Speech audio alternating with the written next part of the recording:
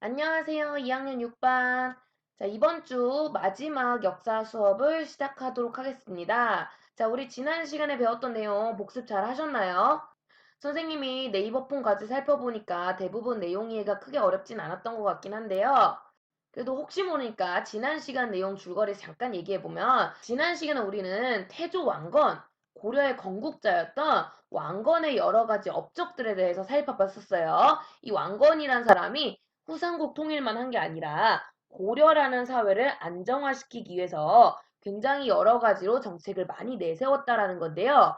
자, 그런데 이 정책이 약간 문제가 생기는 정책이 하나 있습니다. 그것 때문에 후대 왕들이 고생하다가 네 번째 임금이었던 광종 때 여러 가지로 고려 사회에 큰 변화를 가져오는 일이 일어나는데요. 이걸 우리가 광종의 개혁 정치다라고 하고요. 오늘 배울 핵심 포인트가 되겠습니다. 자, 근데 이 광종의 개혁 정치를 보려면 방금 얘기했던 이 태조 왕건 정책의 부작용에 대해서 조금 알아볼 필요가 있는데요. 시험에 직접적으로 관련 있는 건 아니지만 줄거리상 좀 필요하기 때문에 잠깐 안내를 할게요. 근데 내가 여기에 메모하기는 좀 애매해서 약간 칠판을 꺼내보면요, 여러분. 상황을 설명하자면 광종은 이 당시에 실은 개혁 정치를 할 수밖에 없는 입장이었는데요. 아버지였던 태조 왕건이 호족을 포섭하는 과정 속에서 우리 배웠던 아주 유명한 정책이 혼인 정책이요. 그죠? 자, 그래서 왕건은 기존에 왕이 되기 이전, 우리 얘기 나눴었잖아. 나주 오씨라고 하는 부인이 이미 있었으나 이후에도 주요 호족 세력들과 계속해서 혼인을 하는 그런 모습들이 있었다라는 거고요. 그러다 보니까 이 나주오 씨가 굉장히 불안해하는 모습을 보이게 돼요. 왜냐하면 자기는 별 볼 일 없는 집안에 그냥 물 한 번 잘 떠다 줬다가 왕건 눈에 들어가지고 결혼을 했는데 그 뒤에 줄줄이 막 오는 부인들이 다 장난이 아닌 거야. 특히 그 중에서도 세력이 굉장히 셌던 걸로 유명했던 여인 중에 하나가 충주유 씨라고 하는데요, 여러분. 충주유 씨. 이분이 그 우리 보보경심녀에서 나왔던 좀 표독스러운 아줌마 하나 있잖아. 그 이중기 엄마. 그 아줌마거든요. 아들도 많이 낳았을 뿐더러 집안도 아주 빵빵해. 근데 이제 아들 낳기 전부터 이 여자는 집안이 워낙 좋다 보니까 평범하지가 않은 거야. 심지어 그 뒤에도 줄줄이 사탕으로 들어오는 부인들 중에는 또 왕규라는 사람의 딸내미들도 있었는데요. 이 왕규, 성씨 보니까 왕씨죠? 사성 정책으로 왕건이 어떻게 해서든 자기 편으로 붙잡으려고 했던 광주 지역의 대호족입니다. 그래서 이 왕규는 무려 자기 딸을 둘씩이나 왕건의 부인으로 들이게 되고요. 그러면서 이 과정에서 왕건의 15번째 부인과 16번째 부인이 왕규의 딸이었다고 해요. 그러니까 막 계속 들어오니까 나주씨가 너무 불안한 거야. 그래서 어떻게 하면 왕건이 날 잊지 않고 계속 사랑을 해줄 수 있을까? 나는 왕건의 사랑밖에는 내 세력을 유지할 방법이 없는데. 실은 나주호 씨가 첫 번째 결혼했던 이후로 당시 일왕후 자리를 지키고는 있었거든요. 아무도 일왕후를 일왕후답게 대우를 안 해. 여기에 대해서 불만 느꼈던 나주호 씨는 결심합니다. 그래, 내가 첫 번째 황후답게 적어도 왕건의 큰아들, 장남만큼은 내가 낳고 말겠어. 요런 모습을 보이게 되고요.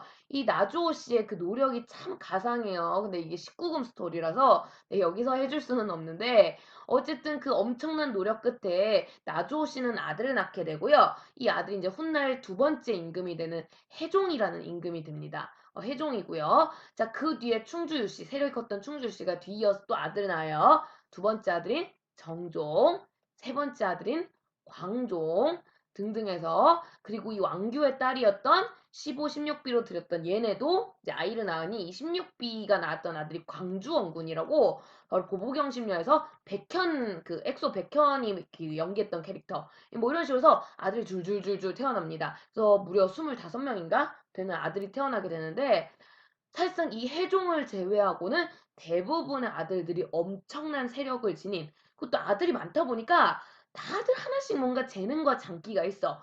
누가 왕이 돼도 이상치 않은 그러한 현상들이 만들어지게 됩니다.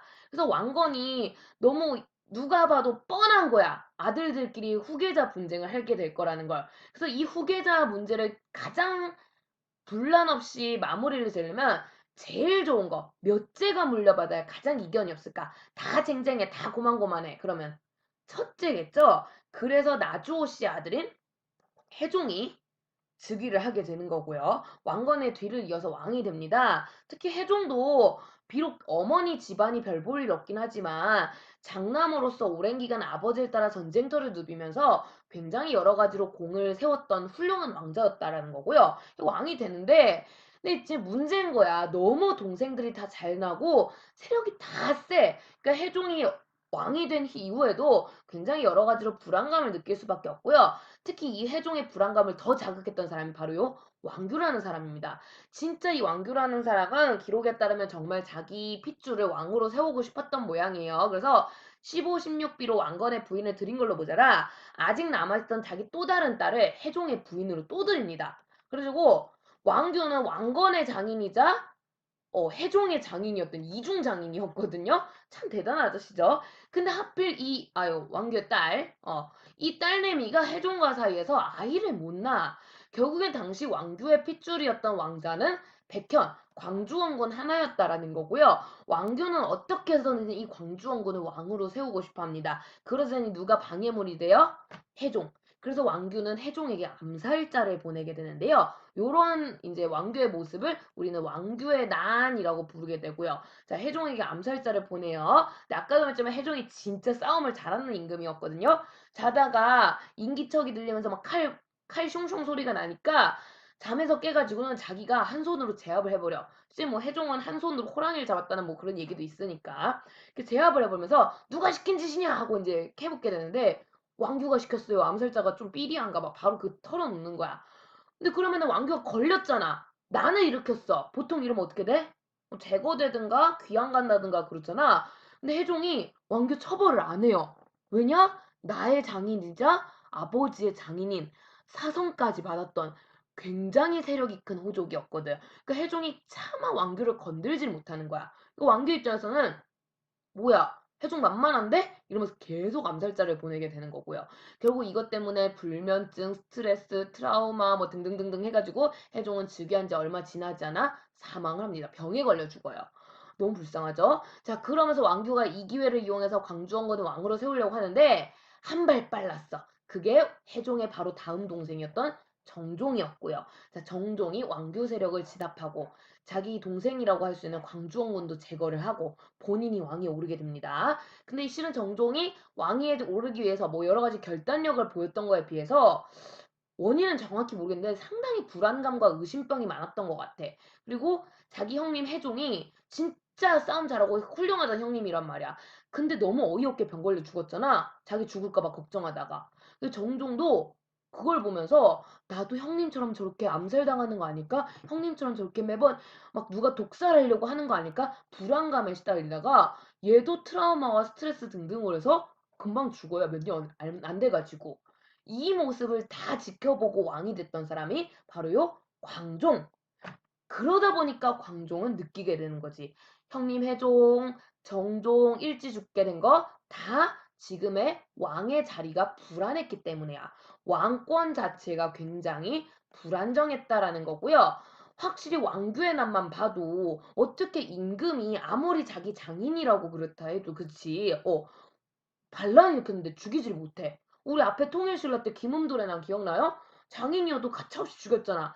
그게 아니라는 거야. 광종이 읽어보면서 어떻게든 이 고려 사회가 왕이 강해질 수 있도록 개혁을 해야겠구나라고 하면서 왕권 강화를 내세우는 그러한 개혁 정치를 꿈꾸게 됐다라는 거고요.